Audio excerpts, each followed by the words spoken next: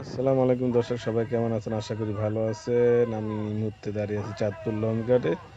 ভিডিওটি শুক্রবার বেলা প্রায় ১২টা বাজার ৫ মিনিট বাকি থাকতে দেখতে পাচ্ছেন ঢাকা থেকে লঞ্চ এসেছে বগদাদিয়া ৭, যাত্রী নামতেছে। রফরফ ৭ ছাড়ার সময় হয়ে গিয়েছে। এই দিক দিয়ে ঘাট প্লেস করছে আবে জমজম ৭, ৭77 এখন চাঁদপুর ঘাটে।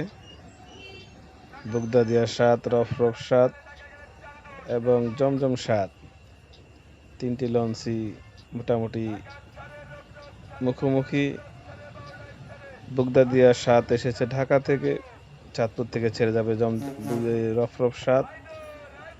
আর রফরফ ৭ ছেড়ে যাওয়ার সাথে সাথেই ঘাট প্লেস করতেছে জমজম ৭, সেটি ১টা বাজে চাঁদপুর থেকে ছেড়ে যাবে। রফরফ ছেড়ে যাবে ১২টায়, আর চাঁদপুরে যেই বগদাদিয়া ৭ যাত্রী নামাচ্ছে সেটি যাবে ৫টায়। দেখতে পাচ্ছেন যাত্রী নামতেছে, রফরফ ছাড়ার সময় হয়ে গিয়েছে। শুক্রবার প্রায় ১২টা বাজার ৫ মিনিট বাকি আছে। এখন ৫ মিনিটও বাকি নেই, সম্ভবত আর অল্প সময় আছে। রফরফ ছাড়ার সময় হয়ে গিয়েছে। বগদাদিয়া থেকে যাত্রী নামতেছে। আজকে মোটামুটি যেহেতু শুক্রবার, যাত্রীর চাপ আছে মোটামুটি ভালোই। মেঘলা আকাশ, থেমে থেমে বৃষ্টি হচ্ছে, কখন আবার রোদ উঠছে। আজকের আবহাওয়ার এই অবস্থা। প্রিয় দর্শক, লঞ্চ ভ্রমণ কেমন লাগে সেটি কমেন্টসের মাধ্যমে জানিয়ে দিবেন। আমাদের ভিডিও কেমন লাগে সেটাও কমেন্টসের মাধ্যমে জানিয়ে দিবেন। আর ভুল ত্রুটি হলে সেটিও কমেন্টসের মাধ্যমে জানিয়ে দিবেন। আর অবশ্যই ভালো লাগবে একটি সাবস্ক্রাইব করে আমাদের পাশে থাকবেন। আমাদের চ্যানেলটি যেহেতু নতুন, অবশ্যই আপনাদের সাপোর্ট দরকার আছে, তাই অবশ্যই একটি সাবস্ক্রাইব করে দিবেন। দেখতে পাচ্ছেন ছোট্ট একটি লঞ্চ, নারায়ণগঞ্জ লঞ্চ দাঁড়িয়ে আছে, দূর থেকে নাম দেখা যাচ্ছে না, খুব সম্ভবত আমির বা হাসান হবে। রফরফ ৭ ছেড়ে যাওয়ার সময় হয়ে গেছে, জমজম ঘাট প্লেস করতেছে। মানুষ তাড়াহুড়ো করে যাচ্ছে, যেহেতু রফরফ ছেড়ে যাবে তাই দ্রুত রফে ওঠার চেষ্টা করতেছে মানুষ।